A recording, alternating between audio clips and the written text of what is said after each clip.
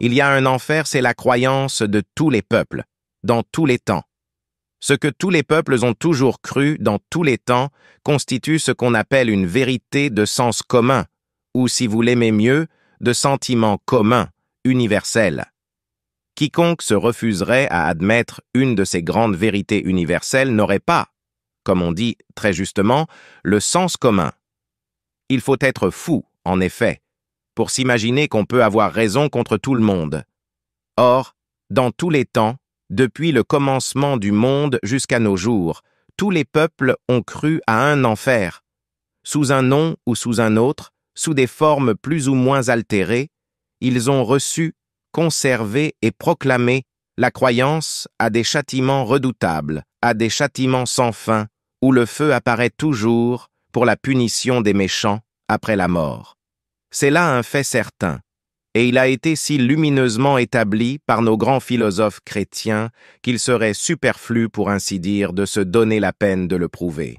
Dès l'origine, on trouve l'existence d'un enfer éternel de feu, clairement consigné dans les plus anciens livres connus, ceux de Moïse.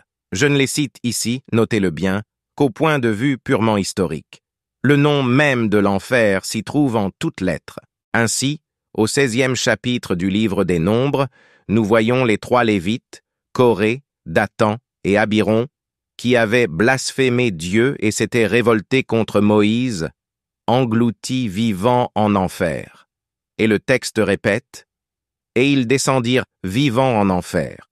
Et le feu que le Seigneur en fit sortir dévora 250 autres rebelles. » Or, Moïse écrivait cela plus de 1600 ans avant la naissance de notre Seigneur, c'est-à-dire il y a près de 3500 ans. Au Deutéronome, le Seigneur dit, « Par la bouche de Moïse, le feu a été allumé dans ma colère, et ses ardeurs pénétreront jusqu'aux profondeurs de l'enfer. » Dans le livre de Job, également écrit par Moïse, au témoignage des plus grands savants, les impies, dont la vie regorge de bien, et qui disent à Dieu, « Nous n'avons pas besoin de vous, nous ne voulons pas de votre loi, à quoi bon vous servir et vous prier ?» Ces impies-là tombent tout à coup en enfer.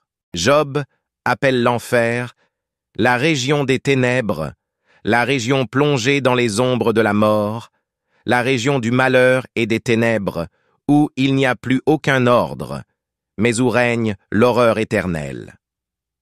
Certes, voilà des témoignages plus que respectables, et qui remontent aux origines historiques les plus reculées. 1000 ans avant l'ère chrétienne, alors qu'il n'était encore question ni d'histoire grecque ni d'histoire romaine, David et Salomon parlent fréquemment de l'enfer comme d'une grande vérité, tellement connue et reconnue de tous, qu'il n'est pas même besoin de la démontrer.